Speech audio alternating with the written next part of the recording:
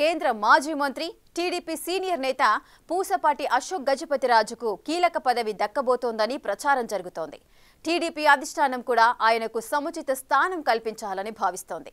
పార్టీలో చంద్రబాబు సహచరుడిగా సుదీర్ఘకాలం కొనసాగిన అశోక్ గజపతిరాజు ప్రస్తుతం రాజకీయంగా విశ్రాంతి తీసుకుంటున్నారు. ప్రత్యక్ష రాజకీయాల నుంచి స్వచ్ఛందంగా వైదొలిగిన ఆయనకు సమున్నత స్థానం కల్పించాలని ముఖ్యమంత్రి చంద్రబాబు చాలా కాలంగా ప్రయత్నిస్తున్నారని చెబుతున్నారు. ఇప్పుడు ఆ సమయం ఆసన్నమైందని, త్వరలోనే అశోక్ గజపతికి అత్యున్నత స్థానం దక్కబోతోందని ప్రచారం జరుగుతోంది. అసలు ఆ పెద్ద ఆయనకు పదవిపై వినిపిస్తున్న లెక్కలేంటి? పూసపాటి అశోక్ గజపతిరాజు విజయనగరం రాజవంశస్థులు అయినప్పటికీ ఆయనలో ఈసుమంతైనా దర్పం ఉండదంటే అతిశయోక్తి కాదు. రాజవంశస్థులు అయినప్పటికీ ప్రజాస్వామ్యంపై ఆయనకు ఎనలేని గౌరవం. నేటికి ఆయన పబ్లిక్ గా మాట్లాడే మాటల్లో ఖచ్చితంగా ఒక్కసారైనా ఆ పదం వినిపిస్తుందంటే డెమోక్రసీపై ఎంత గౌరవమో ప్రత్యేకంగా చెప్పనక్కర్లేదు. 1978లో రాజకీయాల్లోకి వచ్చి 2019 వరకు ఎమ్మెల్యేగా, ఎంపీగా, రాష్ట్ర మంత్రిగా, కేంద్ర మంత్రిగా వివిధ హోదాల్లో పనిచేసిన అనుభవం ఆయన సొంతం. ప్రస్తుతం ఆయన కుమార్తె అతిథి గజపతిరాజు విజయనగరం టీడీపీ ఎమ్మెల్యేగా కొనసాగుతున్నారు.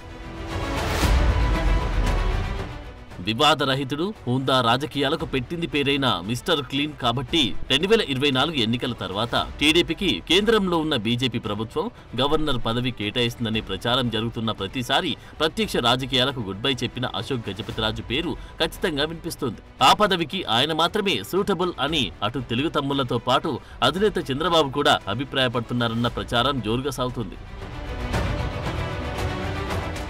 ఇటీవల మారుతున్న రాజకీయ సమీకరణాలు చూస్తే మాజీ ముఖ్యమంత్రి జగన్ కి వైసీపీకి పెట్టని గోడలా ఉండే విజయసాయిరెడ్డి తన రాజ్యసభ సభ్యత్వానికి, వైసీపీ ప్రాథమిక సభ్యత్వానికి రాజీనామా చేశారు.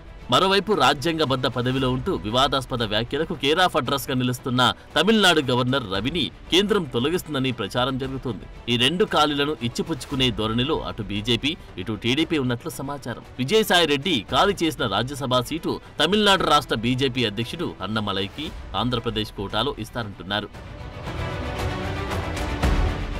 అలాగే తమిళనాడు గవర్నర్ పదవిని తెలుగుదేశం పార్టీ తీసుకోవడానికి రెండు పార్టీల మధ్య అంగీకారం కుదిరినట్లు జోరుగా ప్రచారం జరుగుతుంది.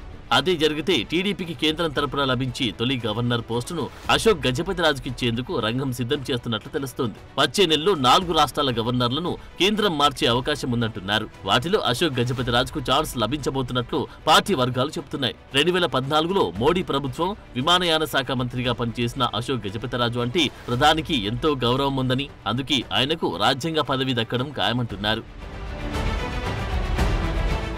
చంద్రబాబు ప్రత్యేకంగా అశోక్ గజపతిరాజుకి ఆ పదవి ఇవ్వడానికి కారణాలు లేకపోలేదంటున్నారు. రాష్ట్రంలో వివిధ శాఖలకు మంత్రిగా, కేంద్రంలో విమానయాన శాఖ మంత్రిగా పనిచేసిన అశోక్ గజపతిరాజుపై నేటికి మచ్చుకైనా ఒక అవినీతి మరకలేదు. ఎక్కడ పార్టీకి సంబంధించి గాని, ప్రజలను ఉద్దేశించి గాని ఇప్పటి వరకు వివాదాస్పదంగా మాట్లాడిన సందర్భం లేదు. టీడీపీలో చంద్రబాబు కన్నా సీనియర్ అయినప్పటికీ ఆయన పార్టీ లైన్ ఎక్కడా క్రాస్ చేయలేదు. అధికారంలో ఉన్నా, ప్రతిపక్షంలో ఉన్నా పార్టీ స్టాండే తన స్టాండ్ అన్నట్లు కట్టుబడి ఉన్నారు. 2018లో ఎన్డీఏ కూటమి నుండి టీడీపీ బయటకు వచ్చినప్పుడు చంద్రబాబు ఆదేశించగానే అశోక్ గజపతిరాజు తన కేంద్ర మంత్రి పదవికి రాజీనామా చేశారు. నేటికి ఏ ఒక్కరిని ఏకవచనంతో పిలవడం ఆయనకు తెలియదు. తమ కుటుంబ సంస్థ అయిన మాన్సాస్ ట్రస్ట్ విషయంలో మాజీ ముఖ్యమంత్రి జగన్ ఆయనను ఇబ్బంది పెట్టినప్పటికీ వాటిని ప్రజాస్వామ్యబద్ధంగానే ఎదుర్కొన్నారు అశోక్. అంతేగాని జగన్ ని పర్సనల్ గా టార్గెట్ చేయలేదు. నడవలేని పరిస్థితుల్లో కూడా టికెట్లు ఆశించే ఈ రోజుల్లో 2024 ఎన్నికల సమయంలో వయోభారం కారణంగా ఇక ప్రత్యక్ష రాజకీయాలకు తాను అన్ఫిట్ అని, ఇక ఎన్నికల్లో పోటీ చేయలేనని స్వయంగా ప్రకటించారు. ఒకవేళ కావాలి అనుకుంటే ఈ ఎన్నికల్లో ఆయనే విజయనగరం ఎంపీ అభ్యర్థిగా పోటీ చేసి మళ్లీ కేంద్ర మంత్రి వర్గంలో స్థానం దక్కించుకునేవారు. కానీ రాజకీయాల్లో కొత్త రక్తం కావాలన్నది ఆయన అభిమతం. అది అలా ఉంటే ఇప్పటికీ ఏ ఒక్కరోజు తనకు గాని, తన వాళ్లకు గాని ఫలానా పదవి కావాలని పార్టీ అధినేతను కోరిన దాఖలాలు లేవు. అంతెందుకు తన కుమార్తె విజయనగరం ఎమ్మెల్యే అతిథి గజపతిరాజుకు మంత్రి పదవి కావాలని కూడా అడగలేదంట. పార్టీ చెప్పిన పని చేయడమే తన పని అనేది ఆయన సిద్ధాంతం. ఈ సిద్ధాంతాలు ఉండడం వల్లనే టీడీపీ నుండి గవర్నర్ అనగాని ఆయన పేరు వినిపిస్తుందట. చూడాలి మరి ప్రచారాలకు ఫుల్ స్టాప్ పెట్టి ఆ రాజ్యాంగబద్ధ పదవి ఆయన్ని ఎప్పుడు వరుస్తుందో.